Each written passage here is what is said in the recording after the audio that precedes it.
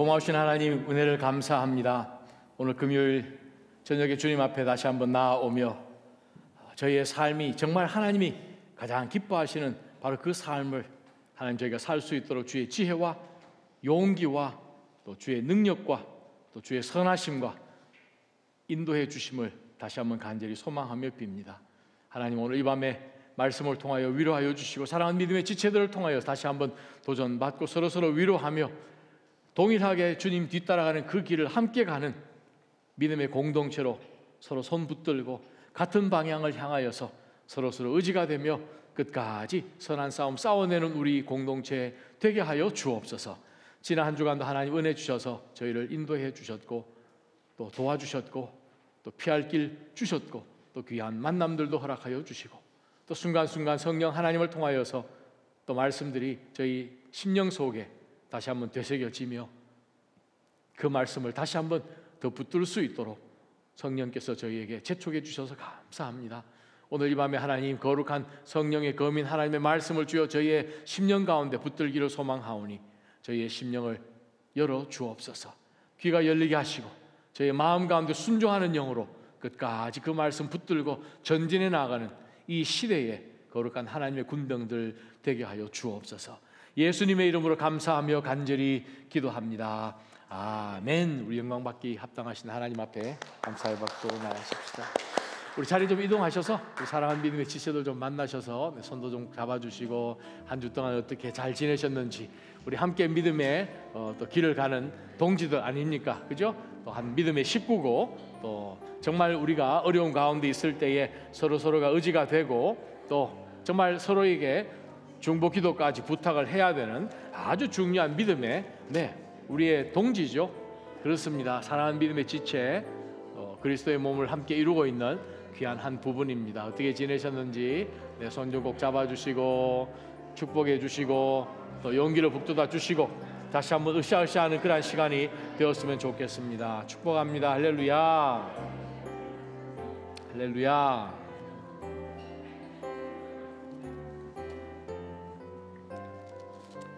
어떻게 지내셨습니까? 축복합니다. 아유, 축복합니다.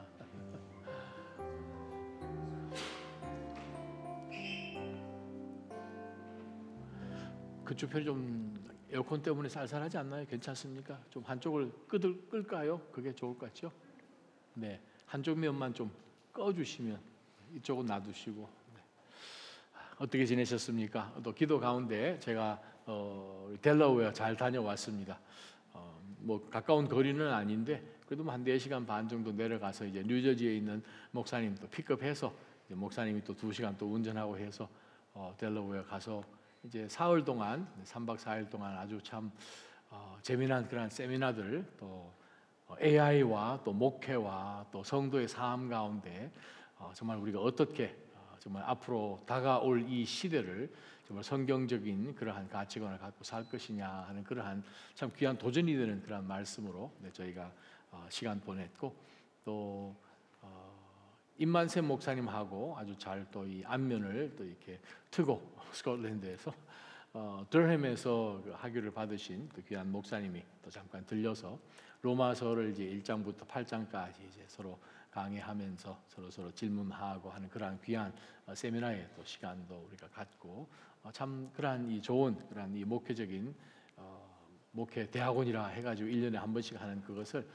작년에는 제가 가지를 못했는데 원래 참 중요한 그러한 그거 있을 것 같아 같이 모이면 좋겠다 해서 갔더니 참 좋았습니다. 그래서 그 AI에 해당되는 그러한 부분들을 이 신앙적으로 성경적으로 우리가 어떻게 해야 되는지 시간이 되어서 제가 한번 여러분과 한번 나눴으면 좋겠습니다. 하나 달라진 것은 고신 목사님이신데도 불구하고 이번에 로마서 물론 9장부터 하지는 않았지만 8장까지 하는 가운데서 정말 많이 변한 것이 이스라엘에 대한 또 이스라엘 나라에 대한 그러한 이 관심과 또 그러한 이 시야로 보기 시작했다는 그것이 본인이 발표하는 자의 입에서 그게 나온 것도 참 많은 변화인 것 같고, 또 아주 로마서를 또 재미있게 또 잘 나누고 해서 아주 목회자들끼리 아주 좋은 디스커션이 있어서 참 좋은 유익한 시간을 가졌습니다. 저와 여러분 오늘 저녁에 주신 하나님의 말씀을 함께 나눌 본문의 말씀은 누가복음입니다. 누가복음 12장, 우리 지난 시간에 이어서 22절부터 34절까지 말씀입니다. 다 함께 일어나셔서 함께 하나님의 말씀 같이 보도록 하겠습니다. 지난 주일에는 우리가 지난번에 13절부터 우리가 21절까지 말씀을 보았는데, 그 이후에 예수님께서 해석해 주시는 그런 본문 가운데 함께 말씀으로 받기를 원합니다. 22절부터 34절까지 한 목소리를 함께 받으십시다. 예수께서 시작. 예수께서 제자들에게 말씀하셨습니다. 그러므로 내가 너희에게 말한다. 내 목숨을 위해 무엇을 먹을까? 내 몸을 위해 무엇을 입을까? 걱정하지 말라. 목숨이 음식보다 중하고 몸이 옷보다 중한 것이다. 까마귀들을 생각해 보라. 심지도 거두지도 않고 창고도 곡간도 없지만 하나님께서 그것들을 먹이신다. 그런데 너희는 새들보다 얼마나 더 귀하냐? 너희 중 누가 걱정한다고 해서 자기 목숨을 조금이라도 더 연장할 수 있겠느냐? 너희가 이렇게 작은 일도 제대로 못하면서 왜 다른 일들을 걱정하느냐? 백합꽃이 어떻게 자라는지 생각해보라. 일하거나 옷감을 짜지도 않는다. 그러나 내가 너희에게 말한다. 그 모든 영화를 누렸던 솔로몬도 이 꽃 하나만큼 차려입지 못했다. 오늘은 여기 있지만 내일은 불 속에 던져질 들풀들도 하나님께서 그렇게 입히시는데 하물며 너희는 얼마나 더 잘 입히시겠느냐? 믿음이 적은 사람들아. 그러니 무엇을 먹을까, 무엇을 마실까 찾지 말라. 걱정하지 말라. 이런 것들은 다 세상 사람들이 추구하는 것이다. 아버지께서는 너희에게 이것들이 필요하다는 것을 아신다. 그러므로 너희는 오직 그분의 나라를 구하라. 그리하면 이런 것들을 너희에게 더해 주실 것이다. 두려워하지 말라. 적은 무리여, 너희 아버지께서 그 나라를 너희에게 주기를 기뻐하신다. 너희 소유를 팔아 자선을 베풀라. 너희는 자신을 위해 닳지 않은 지갑을 만들어 없어지지 않는 재물을 하늘에 쌓아두라. 그곳에는 도둑이 들거나 좀먹는 일이 없을 것이다. 너희 재물이 있는 곳에 마음도 가는 법이다. 아멘. 하나님 아버지, 오늘 이 말씀 붙들고 저희가 이 마지막 때 정말 지극히 물질적이고 세속적인 그러한 이 말세의 지임 아래 살아가는 저희로서 주님 어떤 가치관을 갖고 물질관을 갖고 하나님 나라 백성으로 합당하게 하나님 나라 들어가기 위하여서 준비되어 가는 그러한 성도의 삶을 살아야 할지 가르쳐 주옵소서. 예수님 이름으로 간절히 기도합니다. 아멘. 자리에 앉아주시기 바랍니다. 우리가 보통 격언처럼 사용하는 것이 도토리 키재기 한다, 그런 표현 쓰죠. 도토리 그냥 크나 적으나 도토리가 거기서 거기죠. 근데 문제는 그 도토리가 어디에 심겨지고 그것이 oak tree, 참나무로 변해서 정말 참나무로 만들어 놓으면 그것이 얼마나 탄탄한 또 제목으로 만들 수 있습니까? 나무가 무겁죠. 참나무 여러분 한번 들어본 적 있으십니까?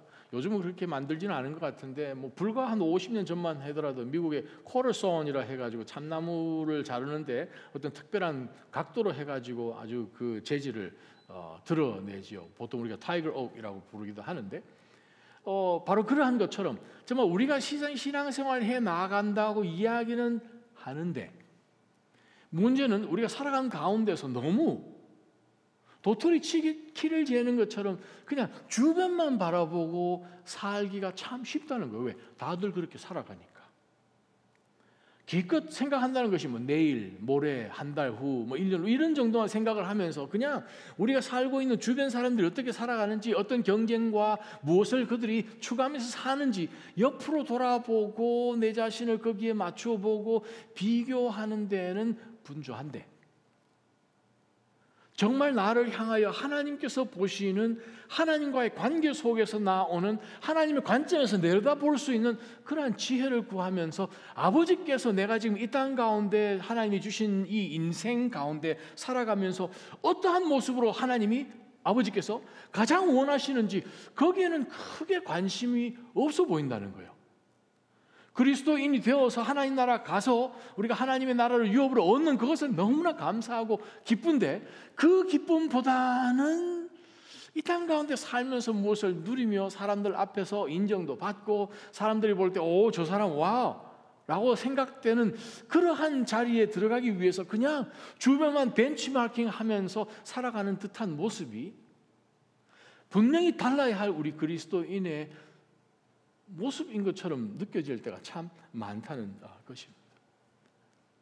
이렇게 한번 상상을 한번 해보면 어떨까요? 요즘 미국의 심해 투어를 하면서 타이타닉 호를 찾아가면서 그것이 참 안타깝게도 또 지하에서 그렇게 또 생존하지 못하고 또 죽음을 또 맞이하게 되고 하는 그런 것을 보면서 참 주변에 보면 우리가 상상을 초월하는 천문학적인 그러한 숫자의 재물을 가진 사람들이 신문지상에 정말 많이 나오다 보니까 와, 머스크 저 사람은 정말 좋겠다 이런 꿈을 꾸기가 쉽다는 거예요. 그러면 이렇게 한번 생각해 보시자는 거죠.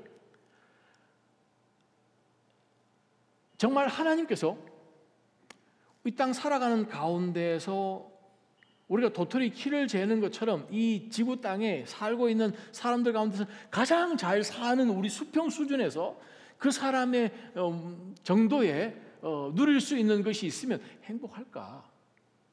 이렇게 한번 해봅시다. 매년 여러분이 지나다니면서 보았던 가장 화려하고 가장 궁궐 같은 집으로 매년 이사할 수 있는 권리를 주셨다고 생각해 보십시다. 자, 전 세계에서 가장 유명한 디자이너들이 디자인을 한 최신 유행의 정말 굉장한 진귀한 옷으로 여러분의 클로젯을 채운다고 생각해 봅시다. 가장 유명한 이 미슐랭 셰프들이 정말 만들어 놓은 그러한 진귀한 고메 음식을 매일 매끼 먹는다고 생각을 하면서 여러분이 말만 하면 그것을 만들어낸다고 생각을 하면 행복하겠습니까? 그렇지 않겠죠. 왜냐하면 무엇을 취했는데 이게 조금 또 다른 거 뭐가 나와야 되는 거예요. 이거면 만족할 것 같아서 그 집에 입주를 했는데 지나다니다 보니까 저 집이 조금 더 괜찮은 거예요. 그 사람의 인생은 그냥 이사하는 인생이 되겠죠. 아니면 디자이너가 계속 옷 입혀주는 마네킹 같은 인생으로도 얼마든지 세월을 낭비하기가 쉽겠죠. 다 쫓아가고 저거 다 소유해보면 그러면 그것이 행복일까? 무지개 쫓아가는 것과 똑같을 것입니다. 11세기 프랑스에 유명했던 수도승이 있죠.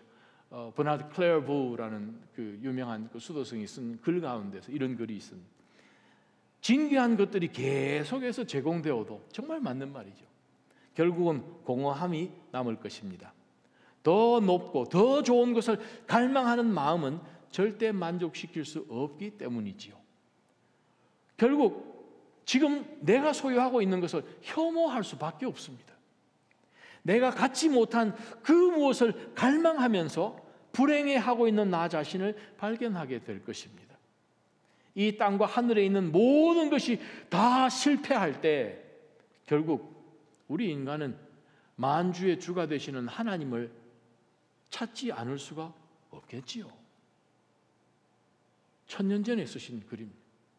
마치 예언의 능이 있어서 우리가 살고 있는 2023년에 매일같이 우리가 신문지상과 유튜브를 통하여서 클릭을 하는 가운데서 인터넷에 나오는 그러한 정보를 수집하며 와 하는 가운데서 어느 한순간에 눈을 떠보면 우리 인생은 좀 더 하다가 하나님 앞에 서게 되겠지요.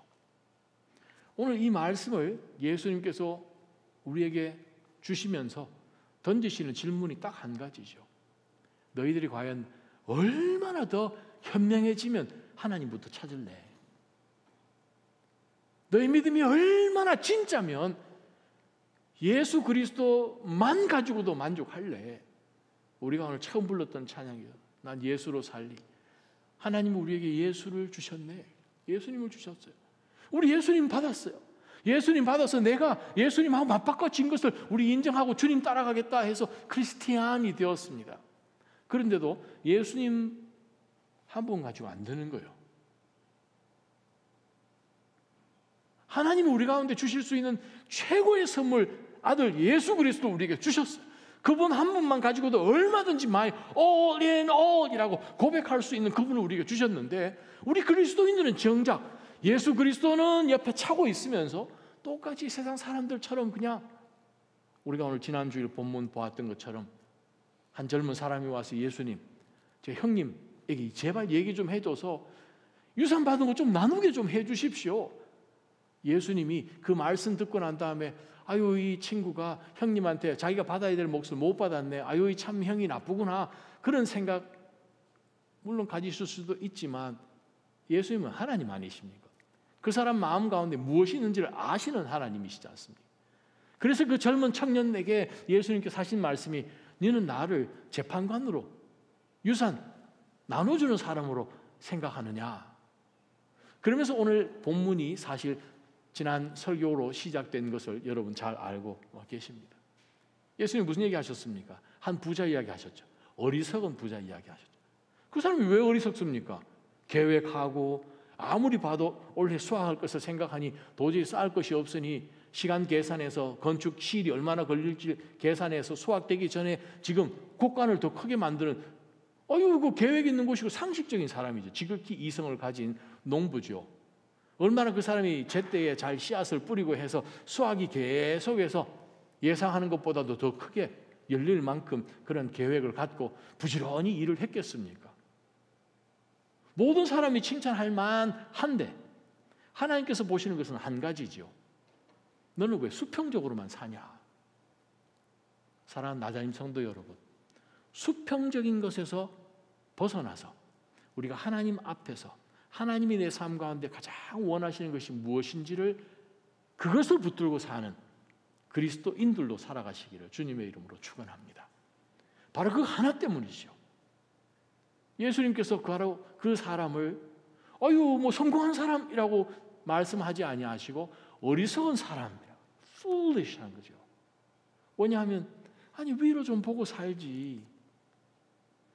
올해 수확이 얼마나 될 거 가을 계산한 거는 하는데 너 인생이 그거보다 조금 더 짧은데, 수확은 10월 달인데 너 인생이 9월에 끝나네. 문제는 우리가 하나님과의 관계가 모든 삶, 주변에 있는 모든 인간 관계 속에서 형성되는 그 모든 기반이 되지 못한다면 우리는 세상 사람과 그리스도인과 차이가 전혀 없게 되기가 쉽다는 거죠. 예수님께서 우리 사람의 생명이 그 재산에 넉넉함이 있지 않다 못을 박으셨습니다. 사람의 생명이, 즉 quality of life가 재산에 넉넉함이 있지 않다는 것. 그건 세상과 정반대되는 말씀이십니다. 그러시면서 지난 비유를 통하여서 우리에게 주신 말씀, 생명이 소유의 넉넉함 절대 아니다. 자, 우리 삶 가운데 사실 소유의 넉넉함이라고 생각을 했기 때문에 우리는 좀 더 라고 생각을 하면서 우리는 열심히 달리지 않았는가 하는 생각을 돌아보게 하는 오늘 말씀입니다. 오늘 주신 말씀을 들여다보면서 과연 그렇다면 우리가 정말 세상 사람들이 추구하는 것처럼 가끔 우리가 운전하다 보면 범퍼 스티커 붙어 있지 않습니까? He who dies with the most toys win. 요즘은 별로 그렇게 많이 안 보이는 것 같은데 예전엔 그거 많았어요. 정말 죽을 때쯤 돼서 자기가 가지고 있는 토이, 장난감 제일 많이 가지고 있는 사람이 승리하는 거죠. 제일 많이 모은 사람, 제일 많이 성공한 사람, 제일 많이 쌓아놓은 사람, 그 사람이 성공한 사람, 그건 절대 아니죠. 자, 세상은 그렇게 이야기합니다. 주님은 뭐라고 하셨는지 제일 첫 문장에서 우리가 해답을 첫 번째 찾을 수 있습니다. 22절에 예수께서 누구에게 말씀하셨습니까? 제자들에게 돌아서서 말씀하신 거예요. 그 전까지는 질문했던 그 청년과 주변에 서 있어서 예수님이 어떻게 대답하실지 무리들에게 말씀을 하셨는데 22절부터는 탁 예수님이 돌아서셔가지고 제자들에게 말씀하셨다. 우리가 어떻게 하면 도토리 기재기듯 수평적으로 살지 않고 수직적으로 살 것인가? 예수 그리스도의 제자로 살아야 된다는 거예요. 지금 나와 있는 이 마지막 34절까지의 메시지가 제일 먼저 주신 그 메시지가 이해되고 그대로 순종할 수 있는 그런 마음과 능력을 성령 하나님을 통해서 주신 바로 제자들에게 있다는 거예요. 우리는 그리스도의 제자이십니까? 아유, 저를 포함해서 아무도 안 계시네. 다시 한번, 우리는 예수 그리스도의 제자이십니까? 네. 그렇죠. 예수 그리스도의 제자. 우리가 어떻게 하면 하나님 앞에서 하나님, 저를 향한 하나님의 뜻이 무엇입니까? 구할 수 있는 링크가 제자가 되지 않으면 기본부터 안 돼 있다는 뜻이지요. 저는 모든 상황 속에서 예수 그리스도의 제자로 살아가는 그것이 여러분 삶의 최우선 조건이 되시기를 주님의 이름으로 간절히 축원합니다. 내가 정말 하나님 앞에 구원을 받았는지 안 받았는지 하는 그게 제일 중요한 것이죠. 자, 질문 하나만, 이 말씀을 묵상하면서 이런 생각이 들었습니다. 제자로 산다는 것은 예수님의 제자는 파트타임입니까? 풀타임입니까? 하는 생각을 해봤어요. 어때요? 예수님의 제자로 사는 것은 9 to 5로 사는 것일까요? 아니면 24/7일까요? 직장은 뭐 9 to 5로 이야기할 수 있겠죠. 학교도. 근데 예수님이 제자로 산다는 것은 그 장소가 어디든 어떤 상황이든 어느 곳이든 예수의 제자는 사는 것이죠. 다른 말 표현하면 풀타임이죠. 어떻게 보면 여러분 직장 가운데서 일하시는 것은 파트타임이십니다. 그죠? 일 더 풀타임을 일하는 것 같지만 여러분의 삶 전체를 돌아다보면 그것은 파트타임이죠. 풀타임 아니고. 예수님의 제자는 풀타임입니다. 내가 어느 곳에 있든 어느 상황이든 우리는 예수의 제자로 살아가는 것이죠. 결국 예수의 제자는 누굽니까? 그리스도처럼 생각하는 거죠. 그리스도의 마음을 닮아서 그리스도께서 생각하시는 것, 그리스도께서 말씀하시는 것, 그리스도께서 보시는 것, 그것을 똑같이 공유하는 바로 그러한 사람이 예수 그리스도의 제자이겠죠. 주신 말씀 우리 한번 이해하기 위해서 고린도전서를 한번 넘겨봤으면 좋겠습니다. 성경책 가지고 계신 고린도전서 2장입니다. 2장 6절부터 16절까지의 말씀입니다. 고린도전서 2장 6절에서 16절까지 말씀. 자막이 없습니다. 자, 6절부터 16절. 그러나 우리는 그리스도인들입니다. 사도들 표현하기도 하죠. 성숙한 사람들 가운데서, 즉 그리스도인들 가운데서 지혜를 말합니다. 그런데 이것은 이 세대의 지혜도 아니고 없어져 버릴 이 세상에서 다스리는 사람들의 지혜도 아닙니다. 오직 우리는 그리스도인들입니다. 비밀로 감춰졌던 하나님의 지혜를 말하고 있습니다. 자, 이것은 하나님께서 우리의 영광을 위해 영원 전에 미리 예정해 두신 것입니다. 이것은 이 세대를 다스리는 사람들 가운데는 누구도 알지 못했던 것입니다. 만일 그들이 알았더라면 영광의 주를 십자가에 못 박지 않았을 것이죠. 기록되기를 눈으로 보지 못하고 귀로 듣지도 못하고 사람의 마음에 떠오르지도 않은 것들을 하나님께서는 자기를 사랑하는 사람들을 위해 예배해 두셨고 주셨다는 거예요. 예수 그리스도를 통해서. 하나님께서는 성령 하나님을 통해 이것을 우리에게 깨달아 알게 해 주셨습니다. 성령께서는 모든 것, 곧 하나님의 깊은 것들까지도 자세히 살피시는 분이십니다. 만일 사람 속에 있는 그 사람의 영이 아니면 누가 그 사람의 생각을 알 수 있겠습니까? 이와 마찬가지로 하나님의 영이 아니면 아무도 하나님의 생각을 알 수 없습니다. 우리는 세상의 영을 받지 않고 하나님께로부터 온 성령을 받았습니다. 이것은 하나님께서 우리에게 주신 은혜의 선물들을 깨달아 알게 하시려는 목적이죠. 우리가 이 선물들에 대해 말하는 것은 사람의 지혜가 가르쳐준 말들로 하는 것이 아니라 성령께서 가르쳐주신 말씀들로 하는 것입니다. 곧 신령한 말로 신령한 일들을 설명하는 것입니다. 육에 속한 사람은 하나님의 영적인 일을 받아들이지 않습니다. 그에게는 이런 것이 어리석고 이해할 수 없는 일들입니다. 이런 일들은 영적으로만 분별되기 때문입니다. 신령한 사람은 모든 것을 판단하나 자기는 아무에게도 판단을 받지 않습니다. 누가 주의 마음을 알아 그를 가르치겠습니까? 그러나 우리는 그리스도의 마음을 지금 가지고 있습니다. 즉 예수 그리스도의 마음을 우리가 가질 수 있는 것은 예수 그리스도 안에 있는 그 마음, 즉 하나님 안에 있는 그 마음을 알 수 있는 유일한 성령 하나님께서 우리 안에 계심으로 인하여서 하나님께서는 어떤 생각을 갖고 있으실까라는 것을 우리에게 성령 하나님을 통하여 알게 해주셨다는 말씀입니다. 하늘의 지혜가 우리 안에 있다는 말씀이에요. 자, 그 말은 우리가 하나님, 내가 제자로 오늘 살아갑니다. 오늘 이 하루도 하나님이 다스리시는 나라지요. 저는 제자고 주님이 오해 아니십니까? 주님이 열어주시는 대로, 만나게 하시는 대로 하나님 저는 따라갈 것인데 어떻게 하시겠습니까? 하는 그 제자의 마음으로 살아가라는 거예요.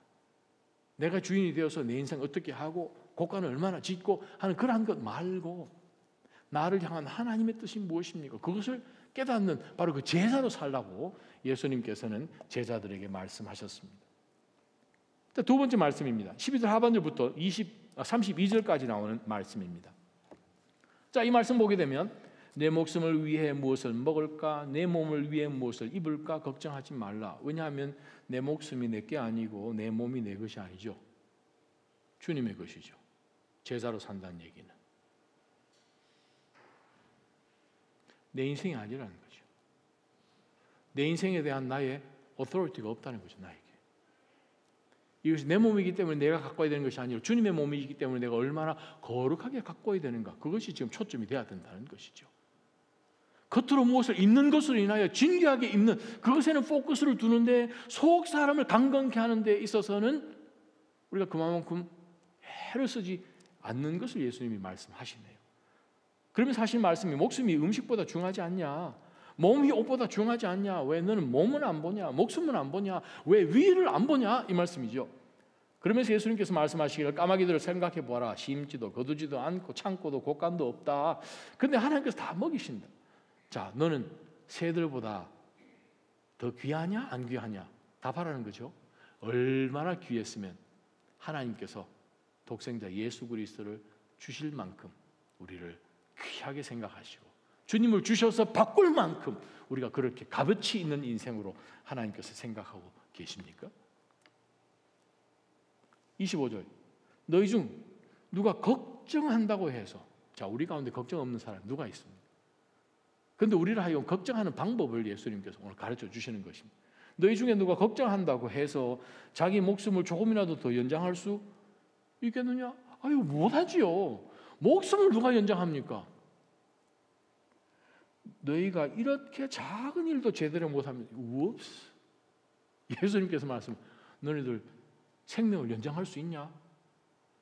이거 당연히 못하지요. 근데 예수님, 그런 것도 하나 못하면서 이 얘기하신다는 거예요. 지금 예수님께서는 생명을 연장하는 그것이 아주 작은 일이에요. 할렐루야. 맞지 않습니까? 히스기야가 죽을 때가 돼서 하나님 앞에 기도해서 하나님 도와주십시오. 생명을 주셨잖아요. 하나님, 그는 그 사인을 주십시오. 해가 뒤로 물러가잖아요. 하나님께는 그것이 정말 너무 쉬운 일이라서 예수님께서도 이렇게 작은 일도 못하면서 정도가 아니라 제대로 못하면서 왜 다른 일은 걱정하느냐, 이것도 못하면서 그보다도 더 못한 일, 걱정해서 변할 수 있는 것이 하나도 없는데 왜 그런 것들을 걱정하느냐. 백합꽃이 어떻게 자라는지 생각해보라. 일하거나 옷감을 짜지도 않는다. 그러나 내가 너에게 말한다. 그 모든 영화를 누렸던 가장 유명한 백화점에서 가장 유명한 그런 디자인들이 만들어 놓은 그 옷을 걸치는 그것과도 비교해 볼 때에 들어있는 백합꽃 절대 못 따라간다는 거예요. 동의하십니까? 할렐루야. 자, 그 다음에 28절에 오늘은 여기 있지만 내일은 불 속에 던져질 들풀조차도 하나님께서 그렇게 입히시는데 하물며 너희는 얼마나 더 잘 입히시겠느냐. 그럼 하나님께서 우리를 더 잘 입히시는데 아주 그냥 백화점에서 있는 그냥 최고의 그냥 명품 옷으로 그냥 휘감게 하신다는 뜻 아니죠.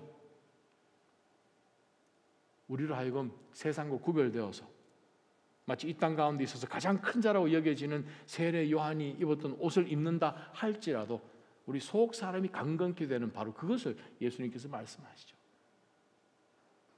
예수님께서 겟세마네에 올라가셨을 때에 무슨 옷을 입으셨을까? 예수님께서 겟세마네 동산에 마지막 기도하러 올라가셨을 때 예수님 손에는 빈손이었을까? 아니면 절대 놓치지 못할 것 같은 그냥 주렁주렁 들고 산꼭지 올라가셨을까? 묵상을 해보게 되었습니다. 예수님 손에 아무것도 당연히 없었겠죠. 예수님 호주머니에 세상에 내가 절대 두고 그냥 갈 수 없는 어떤 진귀한 것들을 호주머니 그냥 불룩하게끔 그냥 넣고 겟세마네 올라가셨을까요? 지금 죽음이 내 앞에 있다면 그 어떤 것이 내 생명보다 중요하겠습니까? 내 생명이 오늘 저녁 12시로 끝난다면 그것보다도 뭐가 더 중요하겠습니까? 자, 문제는 우리가 내일 아침에 일어날 수 있다고 100% 확신할 수 있는 사람은 이 가운데는 전혀 없는 줄 믿습니다. 그렇다면 우리가 매일 아침에 일어날 때 제일 먼저 해야 될 것, 잠자리에 들기 전에 제일 마지막으로 해야 될 것, 하나님 혹시라도 잠자고 내일 아침에 일어날 수 있다면 하나님 새날을 주십시오. 그날 가운데 하나님이 다스리시옵소서. 하나님이 주인이시지 않습니까? 주의 뜻을 저에게 보여주십시오. 하나님, 오늘 이 하루가 시작되었는데 저는 아무것도 못하겠습니다. 옛날만큼 몸도 시원찮고 이거 뭐 하나님 의지 못하면 오늘 이 하루 도저히 못 견딥니다 라고 기도하면서 하나님의 은혜를 갈망할 수밖에 없는 그런 저희임을 우리가 아침으로도 점심으로도 저녁으로도 잠자리 들기 전으로도 우리가 깨달아야 된다는 말씀이겠지요. 그래서 예수님께서 마태복음 6장 30절, 33절까지 나온 말씀과 똑같은 말씀. 그러므로 너희가 구해야 될 것은 너희가 구하고 하나님께서 알아서 주실 것은 하나님께 맡기고 너희가 염려해서도 안 되는 그 일을 염려할 필요도 없고 염려하면서 시간 보낼 필요도 없고 우리가 아무것도 할 줄 하나님께서 보실 때는 이렇게 쉬운 것도 못하는 우리인데 우리가 염려한다고 바꿀 수 없으니 어차피 그건 하나님 편이고 우리가 감당해야 될 것만 해라. 그러면서 하나님만 바라보면 야고보서 1장 말씀처럼 하나님께서 우리 가운데 모든 선한 것 다 주신다는 말씀입니다. 야고보서 1장 17절 말씀 여러분에게 읽어드립니다. 온갖 좋은 선물과 저거는 자막이 있습니다. 같이 읽어봅니다. 시작. 온갖 좋은 선물과 온전한 은사는 위로부터 오며 빛들의 아버지께로부터 내려옵니다. 그분에게는 변함도 회전하는 그림자도 없으십니다. 아멘. 믿으십니까? 아멘 하시는 모든 성도님들 삶 가운데 그대로 이루어지기를 축원합니다. 그래요. 좋은 것, 온갖 좋은 것, 신령한 것, 빛의 아버지이신 하나님으로부터 온다는 거예요. 하나님 다 알아서 주신다는 것입니다. 31절 그러므로 너희는 무엇만 구하라? 오직 그의 나라를 구하라. 그러면 이런 것들은 너희에게 더해 주실 것이다. 그의 나라를 구한다는 뜻이 무엇일까? 헬라말로 바실레이아, 바실리우스라고 그러죠. 바실레이아, 왕국, 통치하는 영역이라는 뜻입니다. 그냥 우리가 생각하는 담을 치고 철조망을 치고 해서 여기는 내 땅 하는 그 땅, 그게 나라가 아니라 그건 당연히 포함되는 것이고 ruling state라는 뜻입니다. 다스려지는 통치권을 갖고 통치되어지는 영역이라는 뜻입니다. 그것이 어떤 곳이든 간에. 자, 우리의 삶을 통하여서 하나님께서 이것이 내 인생이 아니고 하나님 것이라고 예수 그리스도를 주심으로 맞바꿔 주셨는데 주님께서 내 삶을 다스리고 계시는가? 아니면 예수님 영접하기 전에 내가 했던 것처럼 지금도 내가 주인인가? 내가 왕이 되어서 My kingdom 이라고 생각하면서 지금 살아가는가? 그 말씀이죠. 예수님이 제자들에게, 즉 그리스도인들에게 주신 메시지가 먼저 그의 나라를 구하라. 주님께서 통치하시는 나라가 되라 라고 말씀하신다는 거죠. 주님께서 통치하시는 나라라면 우리가 염려하는 그곳, 주님께서 하셔야 되는 그 문제고, 우리를 하여금 하나님 오늘 이 하루 가운데 혹은 내 앞에 이러이러한 큰 장벽이 있습니다. 태산 같은 어려움이 있습니다. 예상치 못한 고난이 있습니다. 하나님 마음이 힘듭니다. 하는 가운데서 하나님 뜻이 어디 있습니까? 왜 이거 허락하셨습니까?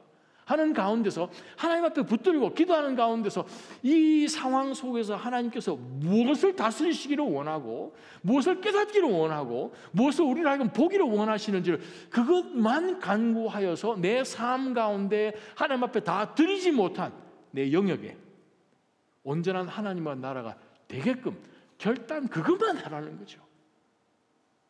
그렇게 하여서 하나님께서 우리 삶 가운데 만왕의 왕이시여 만주의 주가 되시는 하나님으로 더 영광 받으시기를 주님의 이름으로 축원합니다.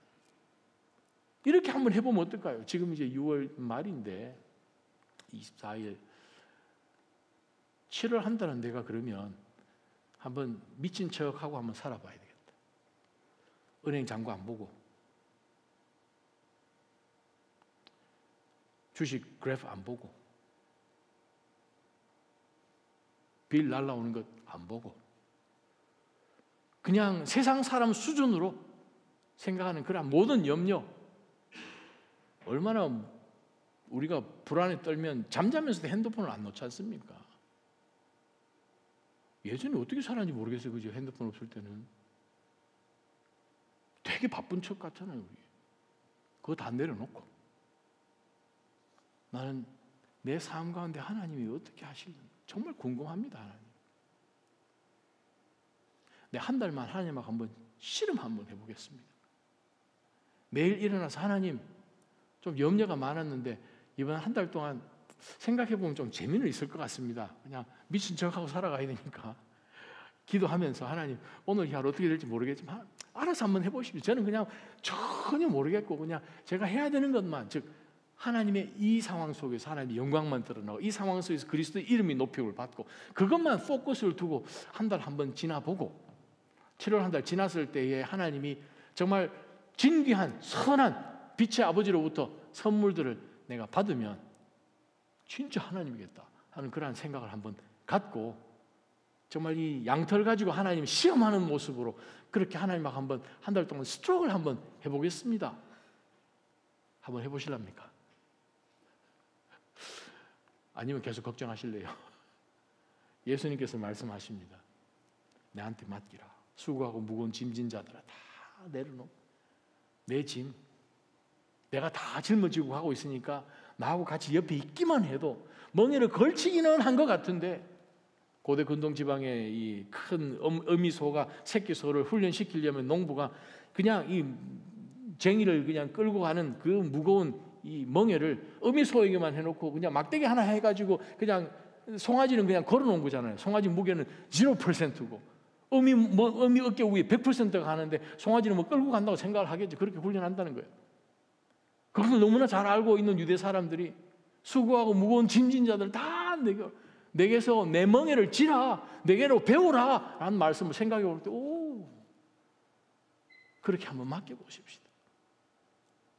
한 일주일만 한번 해볼까요? 뭐 심리학자들 이야기할 때 최소한 24일은 해야지 습관이 굳혀진다고 하는데 그렇다면 24일은 해야 됩니다. 4주. 그럼 과학으로 증명됐다고 얘기를 하니까. 그래요. 그리스도께서 다스리지 않으면 22절부터 쭉 나와 있는 것처럼 염려가 있지요. 22절에 나와 있는 단어 있지 않습니까?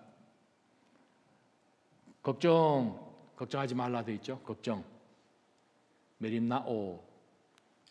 distracted 다 뜻입니다. 마음이 여기 다 오만 갈래로 다 갈라져 있다라는 뜻입니다. 그 다음에 나와 있는 단어, 29절에 나와 있는 단어, 염려란 단어 있죠. 그 단어는 뭐 보험서에도 자주 나오는 단어인데 그냥 파도가 이렇게 쳐가지고 그냥 계속 그냥 부딪혀서 배가 이리저리 그냥 움직인다라는 그런 뜻입니다.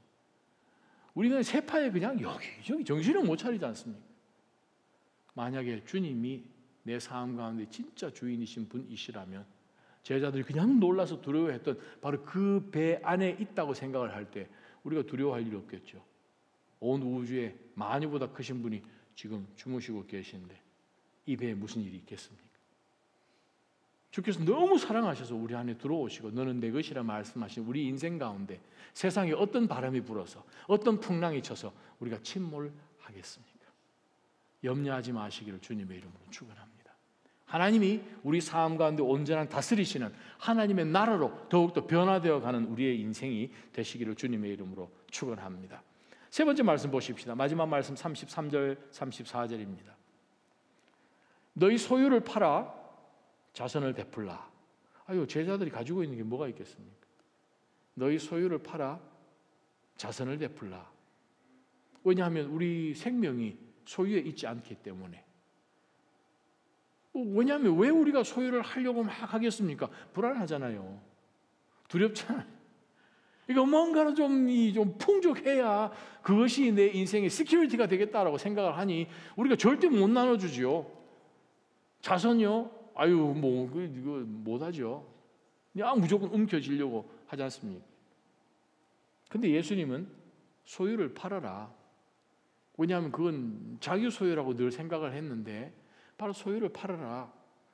너희는 자신을 위해서 지갑을 만들어야 되는데 어떤 지갑을 만들어야 되는가 하면 어리석은 농부 같은 그 지갑 말고 예수님께서 아주 참 재미난 표현하세요. 절대로 딸지 않는 지갑을 만들어라는 거예요. 딸지도 않고 없어지지도 않는 아주 그러한 이 지갑을, 어카운트를 만들어라는 거예요. 어디에다가? 하나님 나라에다가. 하늘에 쌓아둘 수 있는 재물로 바꾸라는 거죠. 빨리빨리.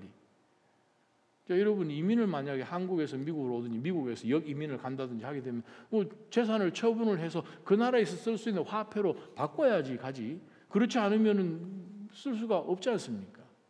자, 그것처럼 하나님 나라에서 값어치 있는 것으로 만들어야 되지 않겠느냐라는 말씀을 2000년 전 예수님께서 하셨습니다.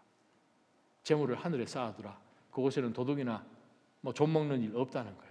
그러면서 하신 말씀이 너희 재물이 있는 곳에 마음도 가는 법이 아니느냐. 우리 마음 지금 어디에 있습니까? 몸은 여기 있는데 여러분 마음은 어디에 지금 분주하십니까? 바로 오늘 이 말씀을 다시 한번 생각해 보면서 우리가 정신 차리지 않으면 그리스도인이라고 하는데 제자는 하기 싫고 그냥 그리스도인으로만 살면서 그냥 보험 들어놓는 듯한 그러한 생각으로 살지 마시기를 축원합니다. 다시 우리로 하여금 하나님께서 내 삶을 통하여서 기뻐하실 바로 그 기쁨을 하나님께 올려드리는 세상의 재물로 친구를 사귀는 것처럼 하나님 나라에 재물을 쌓아두는 그러한 지혜가 우리 모두 가운데 있기를 주님의 이름으로 축원합니다. 나를 따르라라는 본 회퍼 목사님의 글 가운데서 우리가 이번 목회자 세미나 할 때에도 이 글이 한번 언급이 되어서 제가 생각이 나서 제가 여러분에게 소개하려고 합니다. 베네프 목사님은 2차 대전 끝나기 불과 몇 주 전에 교수형으로 삶을 마감한 정말 20세기의 아주 뛰어난 신학자요, 정말 목회자요, 또 목회자들의 목회자인 지금까지도 그분이 쓰신 일기나 글들을 지금까지 우리가 읽으면서 정말 영성 서적으로 우리가 정말 존귀하게 생각을 하는데 그분이 쓰신 나를 따르라라는 그 예수님의 표현으로 쓰신 글 가운데 이런 표현이 있습니다. 성경 안에서 우리에게 선포된 예수 그리스도는 그의 전체 말씀을 통해 오직 순종하는 자에게만 믿음을 선사하시고 오직 믿는 자에게만 순종을 선사하시는 분이시다. 그리스도인이 된다는 것은 하나님의 계명에 순종하는 자가 된다는 뜻이다. 믿는 자가 순종하지만 순종하는 자가 믿음을 증명한다. 믿는 자가 순종하고 순종하는 자가 믿음을 증명한다. 예수를 따르는 것이 구원을 위한 전제 조건은 아니지만 예수를 따름으로써 구원받은 것을 증명해야 된다. 아주 유명한 말씀을 하셨습니다. 그렇습니다. 우리가 그리스도의 제자로 살면서 우리가 이 말씀을 받았을 때에 우리가 그리스도 제자라면 당연히 순종해야 되죠. 순종함으로 우리 가운데 그리스도를 믿는 그 믿음이 보여져야겠죠. 우리가 한번 하나님 앞에 찬양하고 한번 기도로 나갔으면 좋겠습니다.